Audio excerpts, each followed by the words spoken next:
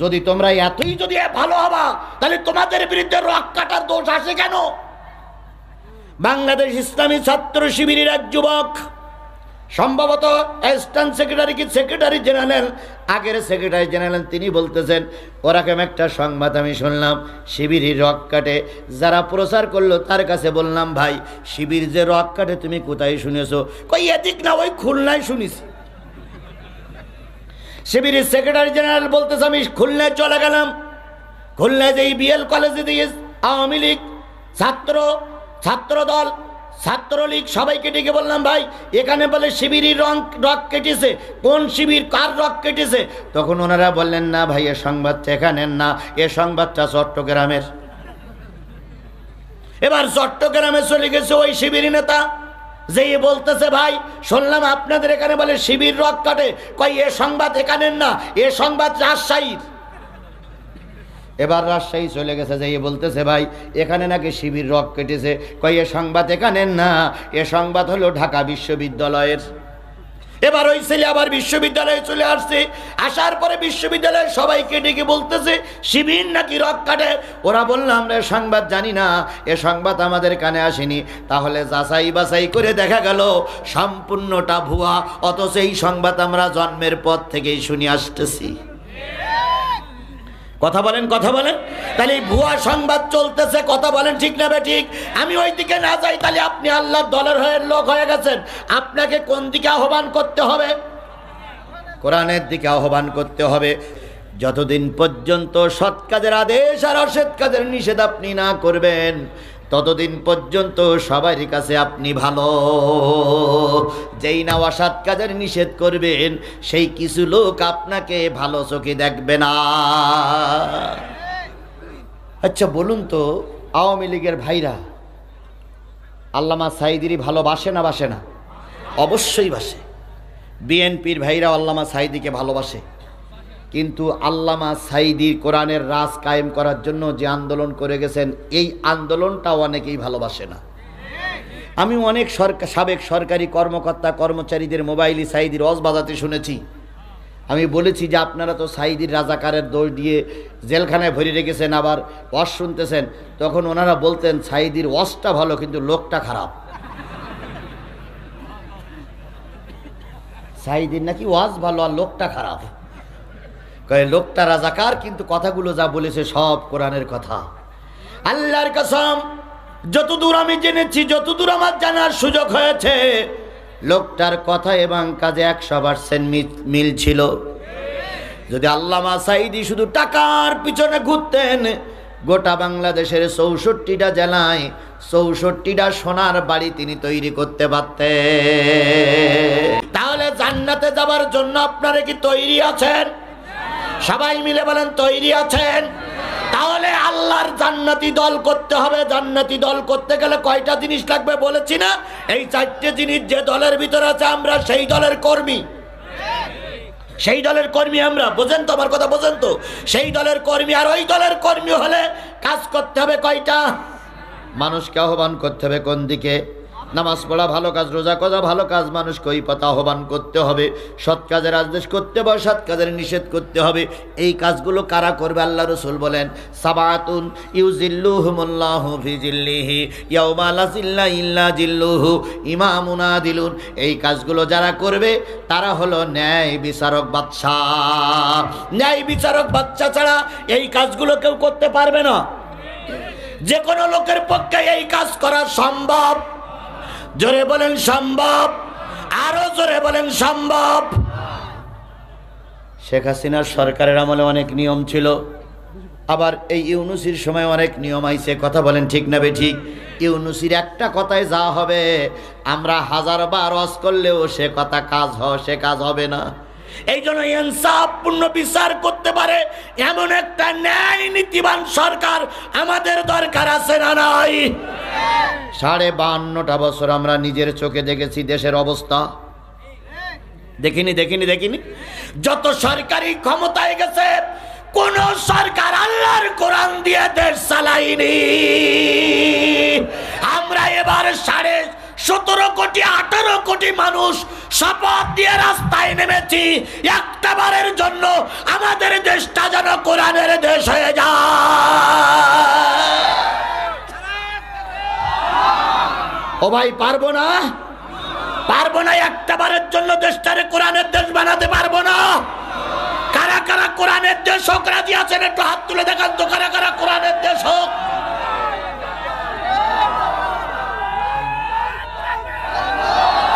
তাহলে আমাদের দেশটা কোরআনের দেশ হোক, এটা কি আমরা চাই? সবাই মিলে বলুন চাই। তাহলে আজকের থেকে একটাই স্লোগান হোক, সকল দলের দেখা শেষ। না, নড়িয়ে চড়ি জামাত ইসলাম, নড়িয়ে চড়ি জামাত ইসলাম সব মুখস্থ হয়ে রয়েছে, নড়িয়ে চড়ি জামাত ইসলাম না। আমি যেটা বলি, যেহেতু এখানে বিএনপি আছে, জাতীয় পার্টির ভাইরা আছে, এই জন্য শুধু জামাত ইসলামের কথা বলবেন না। সকল দলের দেখা শেষ, জি, টুপিওয়ালার বাংলাদেশ। এবার বলুন তো, সকল দলের দেখা শেষ, সকল দলের দেখা শেষ। বাস, এই টুপিওয়ালার ভিতরে বিএনপি ভাইরা আছে না? অবশ্যই আছে, কারণ বহুত বিএনপির নেতা আছে টুপি ছাড়া চলে না। সুতরাং টুপিওয়ালারাই আমাদের আগামী দিনের ভবিষ্যৎ। তাহলে আজকের থেকে টার্গেট, সকল দলের দেখা শেষ, টুপিওয়ালার বাংলাদেশ। মমতাজের মতন বেহা নারীর আমরা জাতীয় সংসদে দেখতে চাই না। আমরা রাতের ভোট দিয়ে দিনের ভোট রাতে করা এই ডাকাতি ডাকাতদের আমরা জাতীয় সংসদে দেখতে চাই না। আমরা সৎ লক্ষ্যে জাতীয় সংসদে দেখতে চাই। আর সৎ লক্ষ্যে জাতীয় সংসদে দেখতে গেলে কোরআনের আহ্বান মেনে নিতে হবে। আমরা কি কোরআনের আহ্বান মেনে নিতে রাজি আছি? কারা কারা কোরআনের ছায়াতলে থাকতে রাজি আছি? দুই হাত তুলে দেখান তো। সত্যি সত্যি কি আপনারা কোরআন ভালোবাসেন? একদম 100% সত্য। এবার হাত নামান। বিএনপি এবং জামাতের দীর্ঘ 15.5 বছর কষ্ট করা লেগেছে। কথা বলেন, কথা বলেন, কথা বলেন। এখন এই রুটি নামক আমাদের যাই হোক বাংলাদেশ আমরা পেয়েছি। আমাদের এই বাংলাদেশের কি হবে না হবে, বাংলাদেশে কারা ক্ষমতায় যাবে না যাবে, বাংলাদেশের রুটি কিভাবে ভাগ করা হবে কি না হবে, এর জন্য ভারত নামক বানরের আমরা ডেকে আনতে রাজি নয়। কারণ ভারত নামক বানর দীর্ঘ 15.5 বছর আওয়ামী লীগের পরে ভোট দিয়ে আমাদের দেশের সব লুটে পুটে খেয়েছে। আবার যদি ভারত ঢুকতে পারে, যতটুকু আছে তা ওরা লুটে পুটে খাবে। সুতরাং আমাদের দেশের ভাগ বানর নামক ভারতকে করতে দেওয়া হবে না, হবে না, হবে না।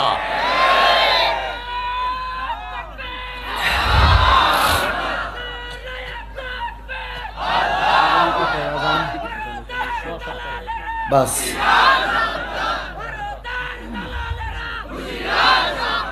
আমার কথা কি আপনারা বুঝতে পেরেছেন? সুতরাং যত কষ্ট আসুক, যত পরীক্ষা আসুক, সব পরীক্ষা আমরা নিজেরাই দেব। কোন দালালকে আমার দেশে ঢুকতে দেওয়া হবে না, হবে না, হবে না।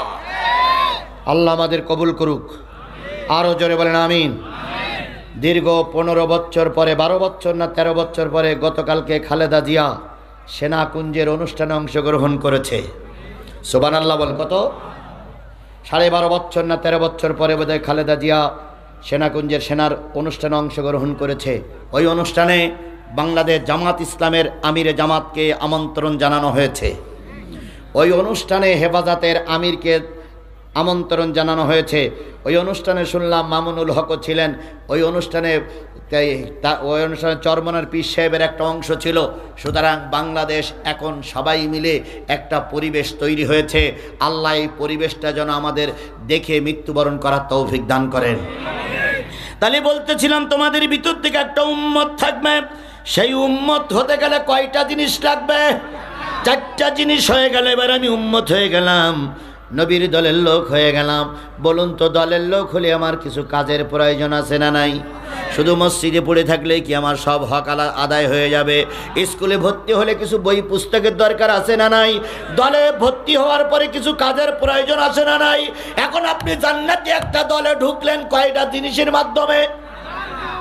দলের নাম উম্মত, নেতার নাম মোহাম্মদ, প্রতীক চিহ্ন কি? সুন্নাত। আর আমার অফিসের নাম কি? তাহলে আমি একটা দলের কর্মী হয়ে গেলাম। এইবার দলের কর্মী যখন হলেন, আপনার কিছু কাজ আছে না নাই? সেই কাজটাকে আল্লাহ বলতেছেন তুমি দলের কর্মী। উম্মাতুন ইয়াদউনা ইলাল খায়র, তুমি দলের কর্মী হয়ে গেছো। এবার মানুষকে তুমি ভালোর পথে আহ্বান করো। মানুষকে ভালোর দিকে ডাকা হলো কর্মীর 1 নম্বর কাজ। আপনি জান্নাতি দলের কর্মী, নিজে জান্নাতে যাবেন না, আর একজনকেও ডাকবেন। কথা বলেন ঠিক না বেঠিক? এভাবে করে যদি আমরা দাওয়াতি কাজ চালু রাখতে পারি, আল্লাহর কসম এ দেশটা একদিন কোরআনের দেশ হয়ে যাবে। ওরা আমাদের বিরুদ্ধে হিংসা করবে, ওরা আমাদের বিরুদ্ধে বিদ্বেষ ছড়াবে, কিন্তু বিদ্বেষ ছড়াইয়ে কোনো জায়গায় ওরা টিকে থাকতে। বাংলাদেশ ছাত্র শিবিরের ছেলেদের বলি, তোমাদের বিরুদ্ধে একটা অপবাদ আছে, তোমরা রক কাটাপাটি। এরম একটা অপবাদ আছে না, রক কাটাপাটি? সারা জীবন শুনে আসতেছি শিবিরের ছেলেরা কি কাটে? রক কাটে। একটা লোক এখানে সরকারি দলের লোক আছেন, বিপক্ষের লোক আছেন, একটা লোক হাত তুলে বলেন তো হুজুর আমি জ্বলন্ত প্রমাণ শিবির কারোর রক কেটেছে? না বললে হবে না, আন্দাজে বলবেন না। কথায় বলে যা কিছু ঘটে তা কিছু রটে। যদি তোমরা এতই যদি ভালো হবা, তাহলে তোমাদের বিরুদ্ধে রক কাটার দোষ আসে কেন? বাংলাদেশ ইসলামী ছাত্র শিবিরের এক যুবক, সম্ভবত অ্যাসিস্ট্যান্ট সেক্রেটারি জেনারেল, আগের সেক্রেটারি জেনারেল, তিনি বলতেছেন ওরকম একটা সংবাদ আমি শুনলাম শিবিরের রক কাটে। যারা প্রচার করলো তার কাছে বললাম ভাই শিবির যে রক কাটে তুমি কোথায় শুনেছো? কই এদিক না, ওই খুলনায় শুনেছি। শিবিরের সেক্রেটারি জেনারেল বলতেছে আমি খুলনায় চলে গেলাম। খুলনায় যে বিএল কলেজে দিয়ে আওয়ামী লীগ, ছাত্রদল, ছাত্রলীগ সবাইকে ডেকে বললাম ভাই এখানে বলে শিবিরের রক কেটেছে। কোন শিবির, কার রক কেটেছে? তখন ওনারা বললেন না ভাই এ সংবাদটা এখানের না, এ সংবাদটা চট্টগ্রামের। এবার চট্টগ্রামে চলে গেছে ওই শিবির নেতা, যে বলতেছে ভাই শুনলাম আপনাদের এখানে বলে শিবির রক কাটে। কই এ সংবাদ এখানের না, এ সংবাদ রাজশাহীর। এবার রাজশাহী চলে গেছে, যে বলতেছে ভাই এখানে নাকি শিবির রক কেটেছে। কই এ সংবাদ এখানের না, এ সংবাদ হলো ঢাকা বিশ্ববিদ্যালয়ের। এবার ওই ছেলে আবার বিশ্ববিদ্যালয়ে চলে আসছে।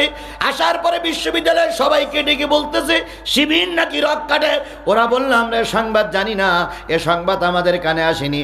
তাহলে যাচাই বাছাই করে দেখা গেল সম্পূর্ণটা ভুয়া, অথচ এই সংবাদ আমরা জন্মের পর থেকেই শুনে আসতেছি। কথা বলেন, কথা বলেন। তাহলে ভুয়া সংবাদ চলতেছে, কথা বলেন ঠিক না বেঠিক? আমি ওই দিকে না যাই, তাহলে আপনি আল্লাহর দলের হয়ে লোক হয়ে গেছেন। আপনাকে কোন দিকে আহ্বান করতে হবে? কোরআনের দিকে আহ্বান করতে হবে। ওমান আহসানু কওলাম মিম্মান দাআ ইলাল্লাহ ওয়া আমিলা সালিহা ওয়া ক্বালা ইন্নানি মিনাল মুসলিমিন। তার কথার চাইতে উত্তম কথা আর কার হতে পারে? ওমান আহসানু কওলাম মিম্মান দাআ ইলাল্লাহ, যে ব্যক্তি মানুষকে আল্লাহর দিকে আহ্বান করে। তাহলে আপনি কি জান্নাতি দলের কর্মী হতে চান? এই মুসলমান বলেন কি আপনি আল্লাহর জান্নাতি দলের কর্মী হতে চান?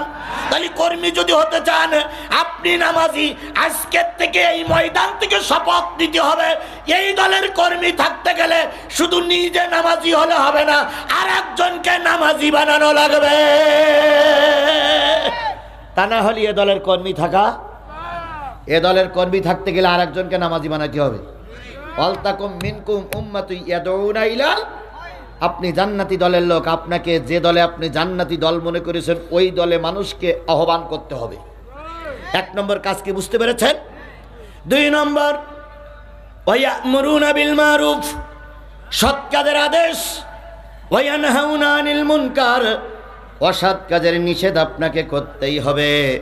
যতদিন পর্যন্ত সৎ কাজের আদেশ আর অসৎ কাজের নিষেধ আপনি না করবেন, ততদিন পর্যন্ত সবার কাছে আপনি ভালো। যেই না অসৎ কাজের নিষেধ করবেন, সেই কিছু লোক আপনাকে ভালো চোখে দেখবে না। আচ্ছা বলুন তো, আওয়ামী লীগের ভাইরা আল্লামা সাঈদীর ভালোবাসে না বাসে না? অবশ্যই বাসে। বিএনপির ভাইরা আল্লামা সাঈদীকে ভালোবাসে, কিন্তু আল্লামা সাঈদী কোরআনের রাজ কায়েম করার জন্য যে আন্দোলন করে গেছেন, এই আন্দোলনটা অনেকেই ভালোবাসে না। আমি অনেক সাবেক সরকারি কর্মকর্তা কর্মচারীদের মোবাইলে সাইদির ওয়াজ বাজাতে শুনেছি। আমি বলেছি যে আপনারা তো সাইদির রাজাকারের দোষ দিয়ে জেলখানায় ভরে রেখেছেন, আবার ওয়াজ শুনতেছেন। তখন ওনারা বলতেন সাইদির ওয়াজটা ভালো কিন্তু লোকটা খারাপ। সাইদির নাকি ওয়াজ ভালো আর লোকটা খারাপ। কয় লোকটা রাজাকার কিন্তু কথাগুলো যা বলেছে সব কোরআনের কথা। আল্লাহর কসম, যতদূর আমি জেনেছি, যতদূর আমার জানার সুযোগ হয়েছে, লোকটার কথা এবং কাজে 100% মিল ছিল। যদি আল্লামা সাঈদী শুধু টাকার পিছনে ঘুরতেন, গোটা বাংলাদেশের 64টা জেলায় 64টা সোনার বাড়ি তিনি তৈরি করতে পারতেন। আমি ওই দিকে আর নাই যাই, যেহেতু সময় আমার কম। তাহলে আপনার দায়িত্ব হলো মানুষকে কোন দিকে ডাকবেন, আর সৎ কাজের আদেশ করবেন, অসৎ কাজের নিষেধ করবেন। আল্লাহ পাক বলেন ওয়াউলাইকা হুমুল মুফলিহুন।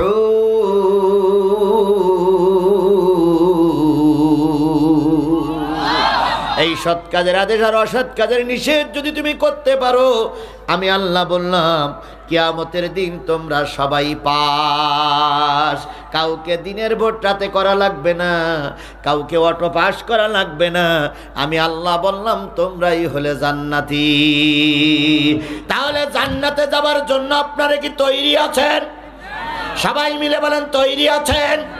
তাহলে আল্লাহর জান্নাতি দল করতে হবে। জান্নাতি দল করতে গেলে কয়টা জিনিস লাগবে বলেছি না? এই 4টে জিনিস। যে দলের ভিতরে আছে আমরা সেই দলের কর্মী, সেই দলের কর্মী আমরা। বোঝেন তো আমার কথা? বোঝেন তো? সেই দলের কর্মী। আর ওই দলের কর্মী হলে কাজ করতে হবে কয়টা? মানুষকে আহ্বান করতে হবে কোন দিকে? নামাজ পড়া ভালো কাজ, রোজা করা ভালো কাজ, মানুষকে ওই পথে আহ্বান করতে হবে। সৎ কাজের আদেশ করতে হবে, সৎ কাজের নিষেধ করতে হবে। এই কাজগুলো কারা করবে? আল্লাহ রাসূল বলেন সাবাতুন ইউজিল্লুহুমুল্লাহু ফি জিল্লিহি ইয়াউমা লা জিল্লা ইল্লা জিল্লুহু ইমামুন আদিলুন। এই কাজগুলো যারা করবে তারা হলো ন্যায় বিচারক বাদশাহ। ন্যায় বিচারক বাদশাহ ছাড়া এই কাজগুলো কেউ করতে পারবে না। যে কোনো লোকের পক্ষে এই কাজ করা সম্ভব। জোরে বলেন সম্ভব, আরো জোরে বলেন সম্ভব। শেখ হাসিনার সরকারের আমলে অনেক নিয়ম ছিল, আবার এই ইউনূসীর সময় অনেক নিয়ম আইছে। কথা বলেন ঠিক না বেঠিক? ইউনূসীর একটা কথায় যা হবে, আমরা 1000বার ওয়াজ করলেও সে কথা সে কাজ হবে না। এই জন্য ইনসাফপূর্ণ বিচার করতে পারে এমন একটা ন্যায় নীতিবান সরকার আমাদের দরকার আছে না নাই? 52.5টা বছর আমরা নিজের চোখে দেখেছি দেশের অবস্থা। দেখিনি? যত সরকারি ক্ষমতায় গেছে, কোন সরকার আল্লাহর কোরআন দিয়ে দেশ চালায়নি। আমরা এবার 17.5 কোটি 18 কোটি মানুষ শপথ দিয়ে রাস্তায় নেমেছি, একটা বারের জন্য আমাদের দেশটা যেন কোরআনের দেশ হয়ে যায়।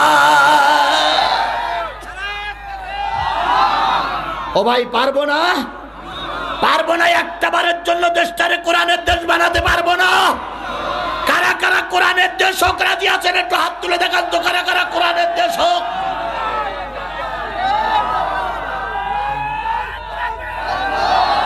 তাহলে আমাদের দেশটা কোরআনের দেশ হোক, এটা কি আমরা চাই?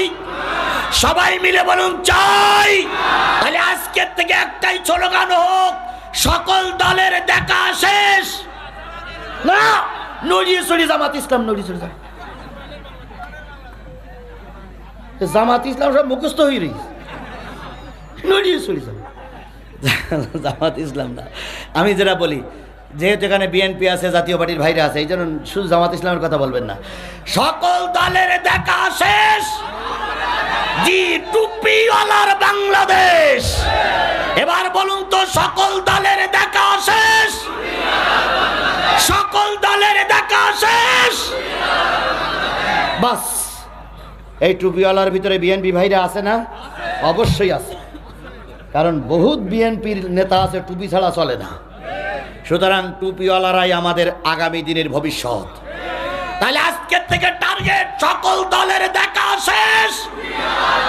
টুপিওয়ালার বাংলাদেশ। মমতাজের মতন বেহা নারীর আমরা জাতীয় সংসদে দেখতে চাই না। আমরা রাতের ভোট দিয়ে দিনের ভোট তাতে করা এই ডাকাতি আর ডাকাতদের আমরা জাতীয় সংসদে দেখতে চাই না। আমরা সৎ লোককে জাতীয় সংসদে দেখতে চাই। আর সৎ লোককে জাতীয় সংসদে দেখতে গেলে কোরআনের আহ্বান মেনে নিতে হবে।